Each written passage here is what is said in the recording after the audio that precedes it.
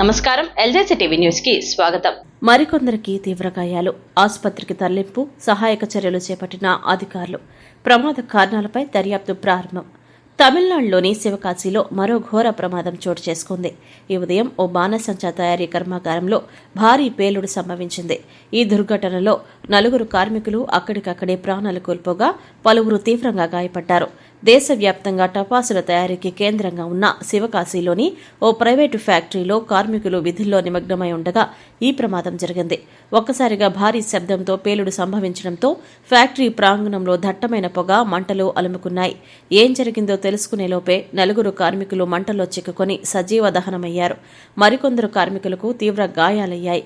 సమాచారం అందుకున్న వెంటనే అగ్నిమాపక సిబ్బంది, పోలీసులు ఘటనా స్థలానికి చేరుకుని సహాయక చర్యలు ప్రారంభించారు. మంటలను అదుపులోకి తెచ్చే ప్రయత్నం చేశారు. గాయపడిన వారిని చికిత్స నిమిత్తం సమీపంలోని ప్రభుత్వ ఆసుపత్రికి తరలించారు. వీరిలో కొందరి పరిస్థితి విషమంగా ఉన్నట్లు తెలుస్తోంది. దీంతో మృతుల సంఖ్య పెరిగే అవకాశం ఉందని అధికారులు తెలిపారు. ప్రస్తుతానికి ప్రమాదానికి గల ఖచ్చితమైన కారణాలు తెలియరాలేదు. షార్ట్ సర్క్యూట్ లేదా రసాయనాల మిశ్రమంలో జరిగిన పొరపాటు వల్ల పేలుడు జరిగి ఉండవచ్చునని ప్రాథమికంగా భావిస్తున్నారు. అధికారులు ఈ ఘటనపై కేసు నమోదు చేసి దర్యాప్తు చేపట్టారు. ఈ ప్రమాదానికి సంభవించిన పూర్తి వివరాలు ఇంకా తెలియాల్సి ఉంది. శివకాశిలోని తరచూ ఇలాంటి ప్రమాదాలు జరుగుతుండటం స్థానికంగా తీవ్ర ఆందోళన కలిగిస్తుంది.